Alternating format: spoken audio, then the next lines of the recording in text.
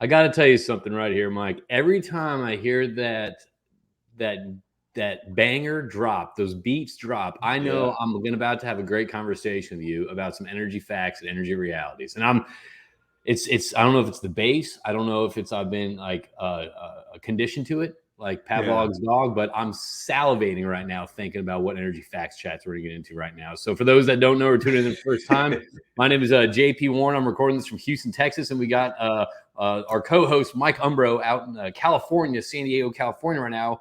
And our goal here is kind of just have casual conversations and kind of discuss energy realities and how they meet or don't meet energy expectations on what's been going on out there. And if you're enjoying this, feel free to share it, like it, comment, share it on your social media platforms as we're trying to get the word out, and also just engage in some healthy, constructive dialogue, energy, environment, and economical dialogue around energy policy and how it relates to you, the consumer.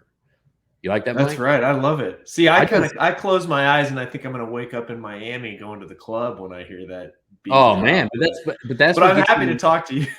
But that's the same energy. The club, the energy in the club in Miami is with bottle service and all that stuff is the same energy we're getting here. This is bottle service for the mind. All right. You need energy to blow that fog out into the club. You need energy to pump the music, to serve the drinks. So yes. Yeah.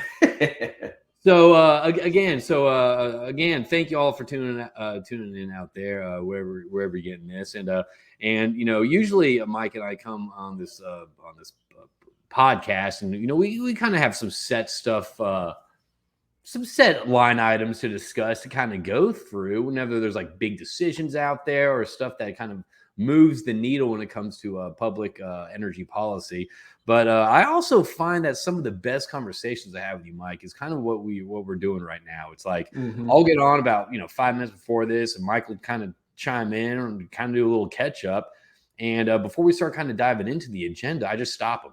I say, Mike, let's just pick it up from here. Let's just start kind of riffing right now, as the podcasters say, and just kind of get into it right now a little bit. So Mike, first off, this is the first podcast we've had after the Oilman article where this. Yes, you are a famous man, JP. No, this it was kind of cool. So I got interviewed for the Oilman magazine, and I mean I think that's kind of a big deal. And one of the questions that they asked was about this podcast and what the goal is. That's cool. So this is so Mike, we're getting some free press right now. I'm excited to ride your coattails into the Oilman magazine. You're doing some pretty cool things around the country. I mean, you're all over the place. I'm just out here in little old California. Oh, you're making waves. You're making waves, but hey, I mean those that whining leads to some constructive conversation. So, Mike, why don't we get this kicked off? This is July. Was it July 7th, July 8th, July 9th? July 9th. Yes, you're 2 days behind schedule, bro. It's the 9th already, bro. It's summertime right now. Okay, like give me a minute. Give me a minute. So we just had 4th of July, and Mike and I were just kind of chatting here just now, and I think you reflected this is the first 4th of July where you just kind of felt some weight on your shoulders. It wasn't the freedom, the freedom bell rings and all that stuff. You're feeling some pressure and some kind of some outside environmental, I guess, pressures where you don't the feeling of freedom, liberty, and I guess the pursuit of your own happiness has the feeling, I guess, isn't really there, and I guess it's been hindered a little bit. So what's that all about, brother? Yeah, well, I just I've been thinking about it a lot. First off, we gotta say hi to Bob. Bob, yeah, Bob. I hope he had a good 4th. The fireworks were just kind of from our perspective, but we can see them from our house. But the wind kind of blew the smoke over the front, so maybe Bob went down to the beach and had a good fireworks show. I don't know. And then we actually had a live photo of Bob tuning into this podcast during one of his walks. So Bob, we love yeah. We appreciate that. So anyway, I apologize about interrupting you. I just want to say hi to Bob. So talk to us, Mike. What's going on? Well, I feel so. Here's where I feel things are, and I'm not in a state of depression, so don't be too concerned for me. I'm not complaining for me, but I have felt traditionally, and I think a lot of people in the energy space, our favorite holiday is the 4th of July. It's about freedom. It's about enjoying the fruits of our labor. It's about being able to do whatever we want to do within the confines of the law. And what I'm feeling like is the law is starting to restrict what we as business owners or employees of small businesses, I think specifically small businesses, are feeling as the result of either climate policies or policies at the government level that are restricting our ability to expand our businesses and to actually thrive in an entrepreneurial spirit. And that's been weighing on me because obviously I do a lot of work in Kern County, and the past 2 months, every time I go up there, it's another round of layoffs. And so that I think is what weighs on me. Like, people will say, "Oh, I love what you're doing for the industry." It's like, I mean, I talk about the industry, but I don't think I'm doing anything for the industry. And Yeah. then mine goes to, man, what about these people that are getting laid off from six-figure jobs in California, where our cost to move, via gasoline is more than most every other state. Our cost to Cost keep of living's just cost of living. tremendous. Yeah. So I just think about all these people that are losing their jobs, and specifically in oil and gas, to produce a product that our state consumes more than any other state in terms of the amount of oil and gas we consume in California, but we're not allowed to produce it. And it's just getting to the point where it's like, man, how do we give a voice, or how do we get the general public to wake up to what's happening and to find solutions together to bring costs down and to bring jobs back to our communities? I think that's Yeah. an important first step, Mike, and that's kind of, I think, one of the many goals of these conversations that you and I have is to highlight the realities of this, because a lot of times, this the utopian, abundant free energy ruling civilizations, we got more time to do, XYZ and all that stuff. Like, I think the constructive discussions on how we can do this together is extremely Mhm. important, because as you and I discuss, as Chris Wright discusses and all that stuff, the term energy transition is simply not factual. We saw Mhm. 2 days ago that it was the number one most traveled airline day of human history. Okay. Right. You're seeing population grow. You're seeing um, uh, there's a lot going on in the energy space where the term energy transition, and honestly, even our industry, even the oil and gas industry, using that term, I think, is detrimental, because it doesn't portray an accurate depiction on energy production or consumption. Okay. Right.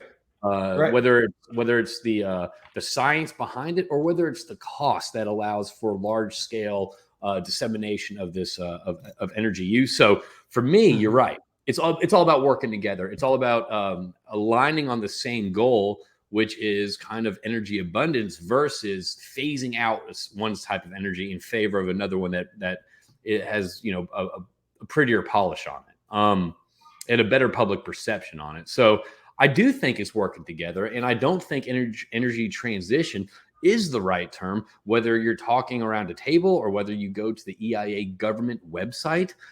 They're not even showing a quote transition. So I don't think transition is the right term or word for this. It's energy addition. I I- would. yeah, I think it's energy addition, and I think it's also something that people have to recognize, that if we're going just this full transition route, that absolutely favors the large companies. That absolutely favors, the Amazons, the Why, large. why, why why do you say that? Well, let's take, for example, the announcement last week where California has struck an agreement with the major truck manufacturers, heavy duty diesel rigs that are moving product in and around California, that they're basically saying California has struck an agreement to help their mandate by 2045 that all operations of medium and heavy duty vehicles will be zero emission.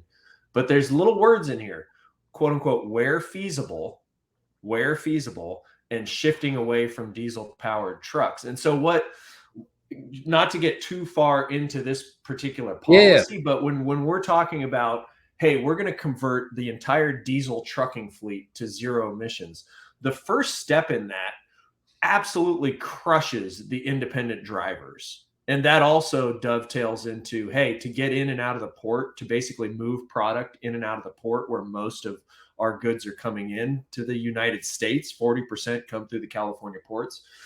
Now you have to be a union driver, right? So basically what it does is it moves out the independents who can't afford to either buy an electric or a zero emission truck. It's a real quick, just to kind of frame, just so I understand and people out there understand. When you're saying the independent drivers, you're talking about people like me with a family who saves up, buys my own rig, right? Buys my own truck and all that stuff, and I utilize that on my own time to support my family. And so what you're saying is that this new thing is it's going to be a huge capital investment on my thing, and I have to be part of a union, so I have to team up now. So I can't have that entrepreneurial trucking spirit as I once had before. Right, exactly. And these and furthermore, these partnerships, let me read you the names of the companies. The partnership includes Cummins, Daimler Truck North America, Ford Motor, General Motors, Hino Motors, Navistar, Stellantis, and Volvo.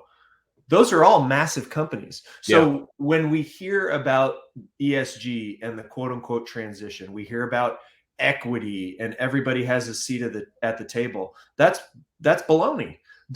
I want to see Robert Smith of Arcadia, California, and his independent trucking fleet of 10 trucks. I want to see his name on there, and I want to see a paragraph that says, hey, we considered his input too. So what will happen, this is my prediction in a policy like this, these massive trucking companies will say, hey, yeah, Governor Newsom, we're going to get on board with zero emission by 2045. Oh, wait, whereby feasible or where feasible? Well, what does that do? That gives them this wiggle room where in 10 years, when they say, hey, we can't get fully zero emission, maybe we need some CNG or LNG trucks in the fleet, which also reduce pollutants and particulate matter 90% over diesel rigs. They'll find those loopholes, and these large companies are able to pivot. But what's happened in the meantime, what's happened in those 10 years since we've made these policies is most of those independents are out of business. And so that's where I think where this reality that you and I are trying to discuss, it concerns me, because these things take many years to unfold, and throughout those first few years, it's the independents, it's the little guy that get weeded out of the market, and we just say, well, that guy's going to transition to get he's going to find another job. He'll be okay. But when you're talking about hundreds of thousands or millions of people, that's going to be a difficult thing to just simply shift or transition to another line of work. And that's also the thing too. I mean, on paper, everything looks great, but you're right though. I mean, what about the voices for the everyday consumer? And you also do something interesting too.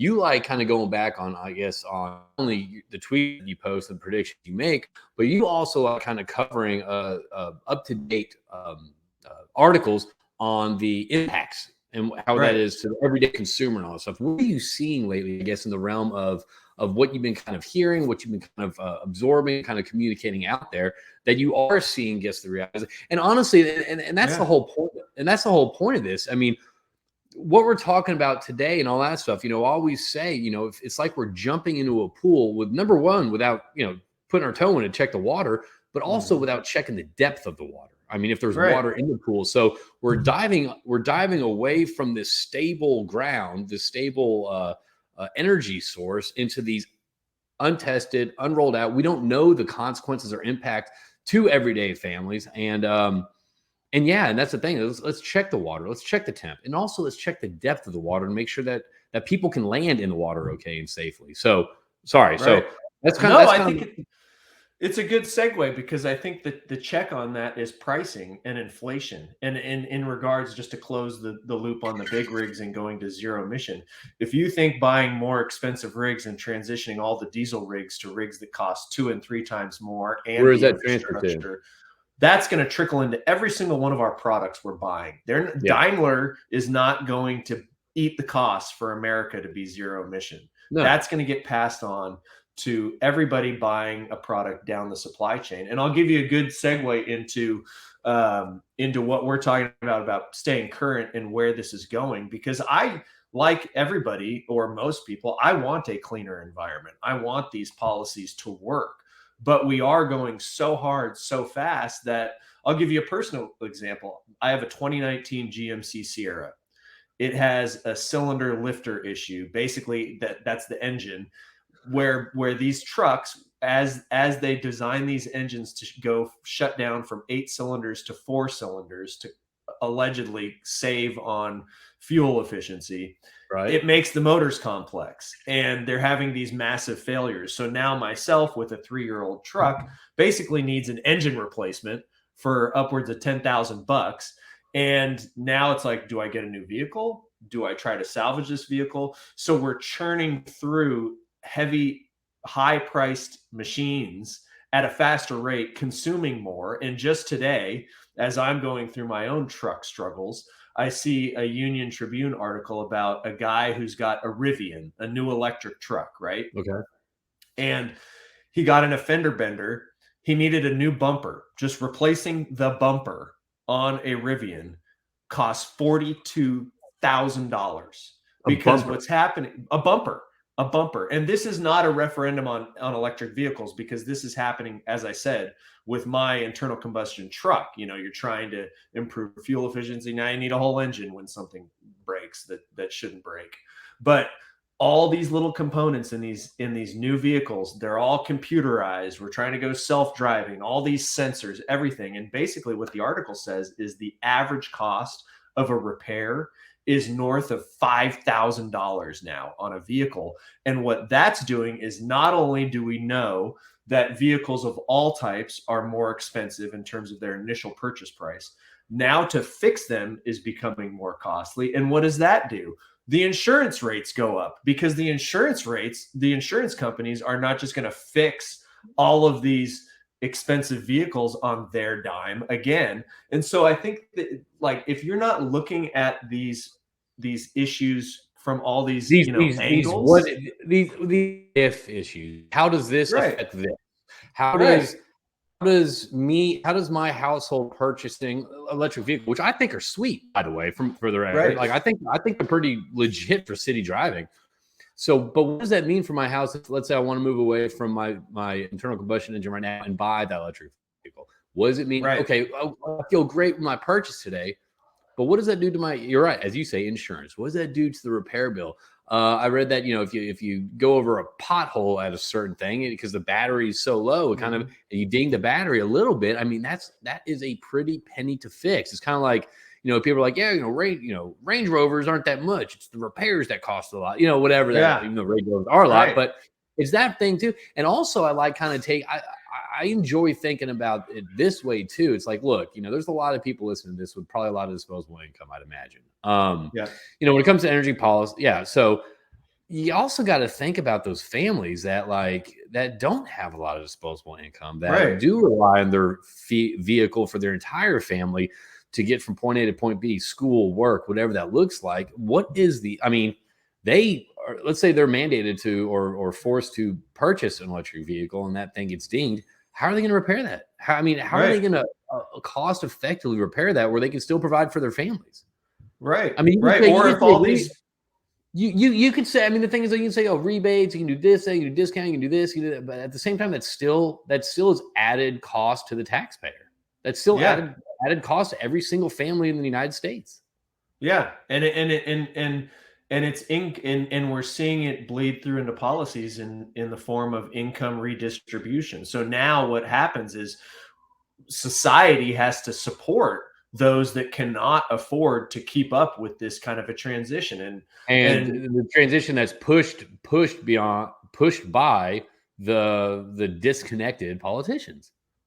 and mandated by them and developed in concert and partnership with the major corporations. And I think that's where we're going to see this kind of, what was the whole Wall Street rebellion a decade The ago, when what was that? They all sat in on Occupy Wall Occupy Wall Street. Street. Yeah. Yeah.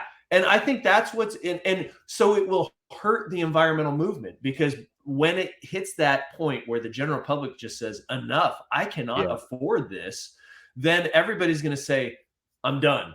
They're not going to say, let's keep trying to improve the environment, our energy systems, improve society. They're going to say, I'm done. I can't afford it. I'm checked out. Buy me an old vehicle. I'm thinking about driving my 1985 Cadillac Eldorado because it runs Yeah. better than this new technology. And when it needs to get fixed, generally it's less expensive.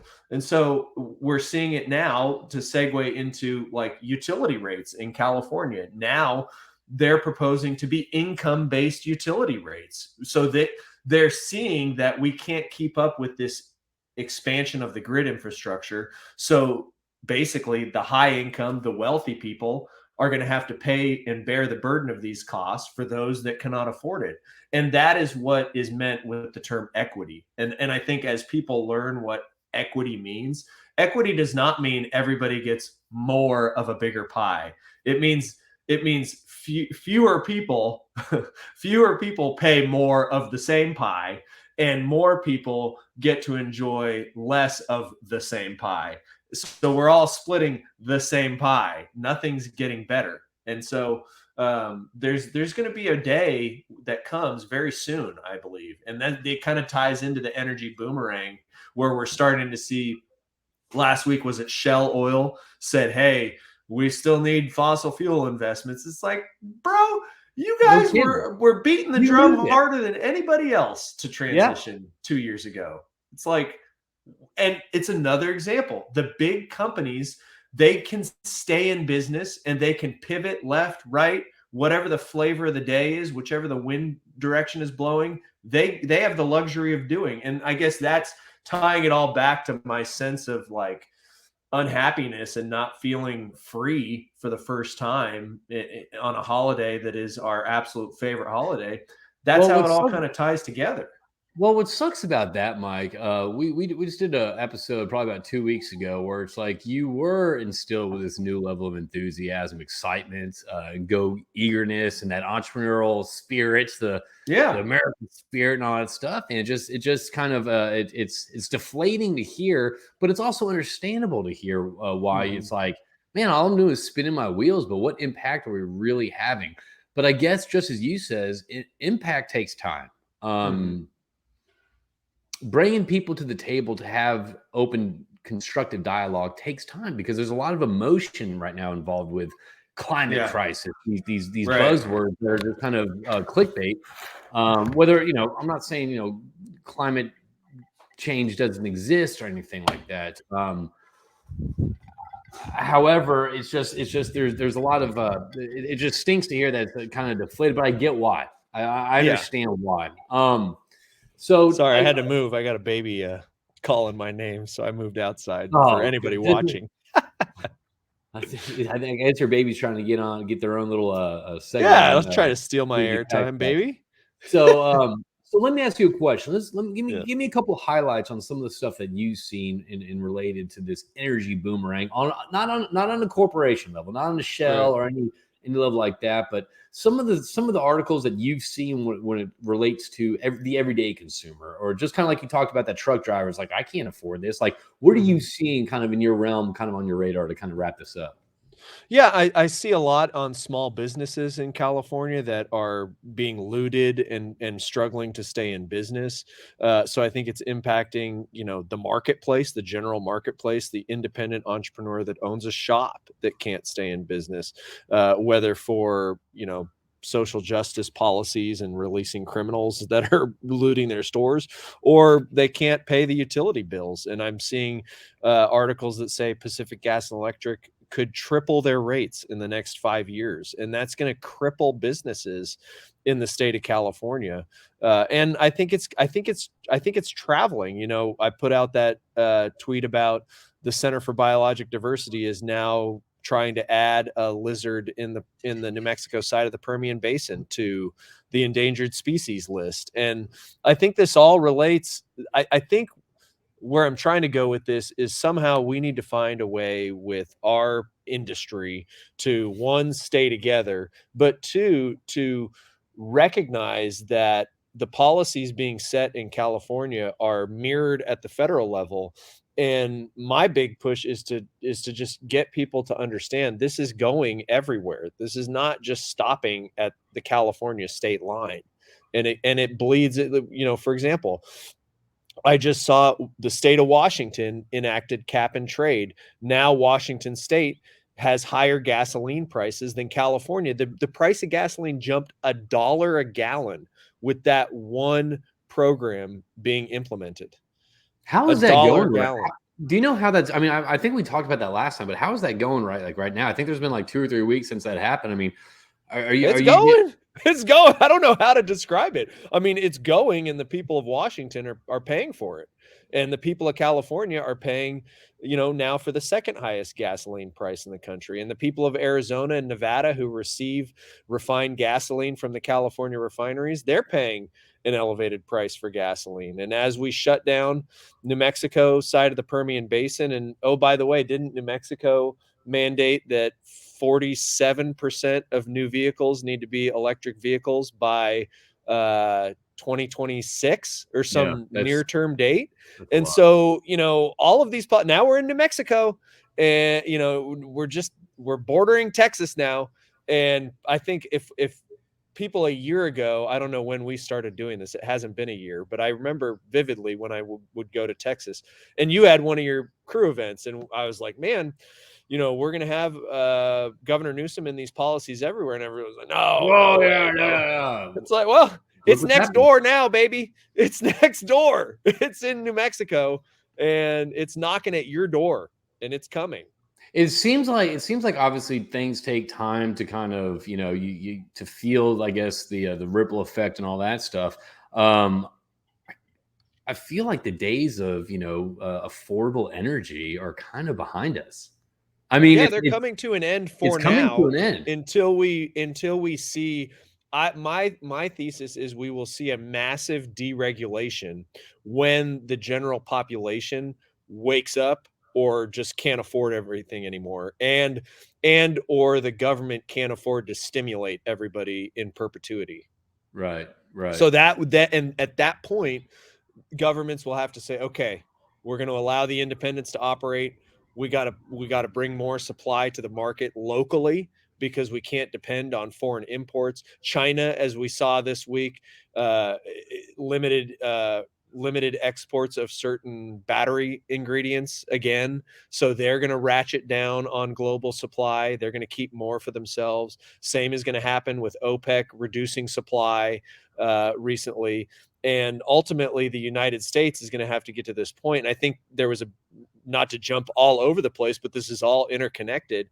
Jamie Dimon had a kind of a viral tweet go out of his monologue about why America is so great and all the natural resources we have, the Pacific and Atlantic Ocean that buffer us and protect us, everything we have in this country that is good. We will have to unlock that again. Like right now, we're trying to lock it down and push it down in the name of environmental progress, so much so that it will actually impede the progress. And then we will have to unwind it and deregulate it and allow independents and entrepreneurs to come back and save the system. And that's who will save the system. It will not be the major global corporations that save the system because they play on a different playing field. And so that's kind of the thesis behind all this is how do we as independents stay together and support one another emotionally, spiritually, physically, economically, like literally all aspects of life. How do we continue to survive as as people that want to do good for the environment and our local communities. I think something is an interesting kind of launching point, maybe for next episode or something like that. I think would be interesting to kind of talk about. I mean, obviously, there's a big push right now, made in the USA, having manufacturing here and all that stuff. But what are these new policies? And this is kind of a holding note for you, Mike, and also for our listeners out there. What would this mean for if we were to manufacture everything in the States with energy costs going up, with everything going up, with supply of certain materials that we need for this new green push and all that stuff? What does that mean? I mean, does that mean that goods and services are going to be extremely through the roof here, and we're going to want to source our things from foreign nations where, energy and labor is a little bit lower? I mean, so then again, I mean, this idea of making things in America, is that going to be the end result from these policies that increase the cost of energy and the availability of energy as well? So I think there's something interesting to dive into next. Mike, where are you leaving us with this week's Energy Facts Chats? Where am I leaving you? I'm leaving you from my front yard, but I will, here, I'm going to go up to Taft, California, the west side of the San Joaquin Valley on Tuesday. I'm trying to meet with some officials there to talk about our geothermal energy storage project and offering resiliency and zero emission power to the grid in Taft and West Kern County. And so I will leave it with a spirit of optimism that, despite how frustrating it is to try to develop a project in California or in the United States right now, we just have to keep at it, and one day at a time, wake up and be thankful that, for me, I've got healthy babies, and I'm awake today, and let's go do something positive this week, as now that the 4th of July hangover is over and it's a new week. Let's chase it. And what are you doing this week? Because you've got multiple organizations doing radical things. Well, I mean, this week is it's a lot of planning. I got my daughter this week, so we're gonna be hanging out. I'm gonna take her to a DJ camp. Nice. A little 9-year-old DJ camp. camp. But no, I just got some, random stuff going on. But I actually kind of wanted to leave everyone with this. I mean, for those that are curious about what's going on in California and that do want to get involved, and not just kind of have what's going on your radar to better plan wherever you're listening to, whatever state or country you're listening to this, because we are international.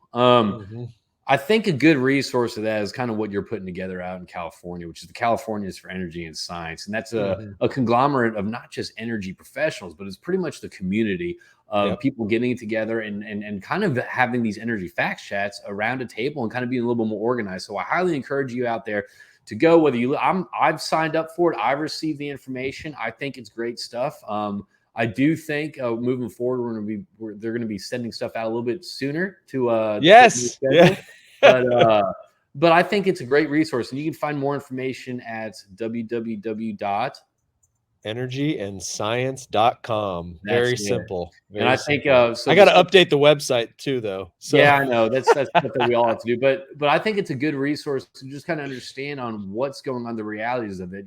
How much are we importing? What's the environmental impact of that? What's happening on the ports, the diesel tankers, and all that stuff? It's a great snapshot of what's happening, and not only what's happening there, but also how that can how that probably most likely will spill over into wherever you operate your business at. Whether it's, I'm not in the energy space, I don't need that.